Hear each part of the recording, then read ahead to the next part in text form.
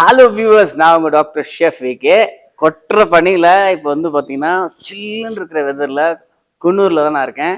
முக்கியமாக வந்து பார்த்தீங்கன்னா நான் எங்கே இருக்கேன்னா ஹை ஃபீல்ஸ் ஃபார்மில் இருக்கேன். இவங்களோட டீ இலைகள் வச்சு தான் நான் இப்போ வந்து டீ பண்ணிகிட்ருக்கேன். இன்றைக்கி வந்து பார்த்திங்கன்னா நான் வந்து ஆர்கானிக் க்ரீன் டீ நான் வந்து பண்ணி காட்ட போகிறேன். ஆர்கானிக்காக இயற்கையாக க்ரீன் டீயோட தேயிலை இருக்குது. உங்களோட டே டு டே லைஃப்பில் வந்து க்ரீன் டீ கன்சியூம் பண்ணுவாங்க.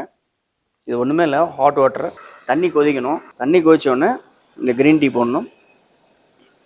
தண்ணி பார்த்தீங்கன்னா ஓரளவு கொதிச்சிட்ருக்கு.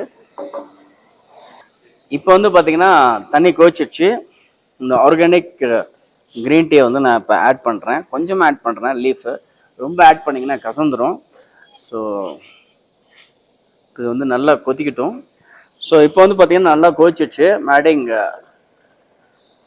3 ஸ்பூன்ஸ் ஆஃப் சுகர்.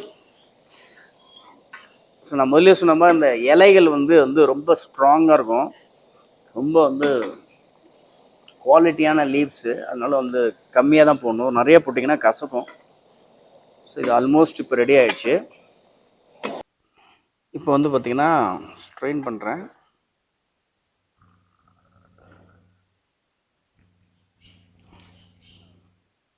நம்ம பிளட்டை நல்லா பியூரிஃபை பண்ணோம். It's good for our immune system.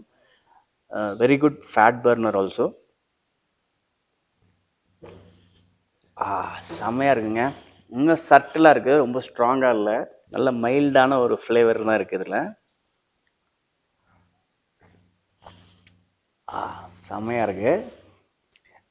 So இந்த க்ரீன் டீ வந்து ஹனி போட்டு கூட சாப்பிட்லாம். இன்ஸ்டெட் ஆஃப் சுகர் ஸ்வீட்னிங் வந்து ஒயிட் சுகர் வேண்டாம் அப்படின்னா நீங்கள் சப்ஸ்டிடியூட்டாக ஹனி யூஸ் பண்ணி சாப்பிட்லாம். இந்த க்ரீன் டீயை, ஆர்கானிக் க்ரீன் டீயை உங்கள் வீட்டில் நீங்கள் ட்ரை பண்ணி பாருங்கள். நான் இப்போ வந்து ஹைஃபீல் ஃபார்ம்ஸ்லேருந்து ஒரு க்ரீன் டீயை வந்து உங்களுக்கு நான் செஞ்சு கொடுத்துட்டேன். இன்னொரு வித்தியாசமான ரெசிபியோட திரும்ப உங்களை எல்லாரையும் சந்திக்கிறேன். Until then by from doctor chef.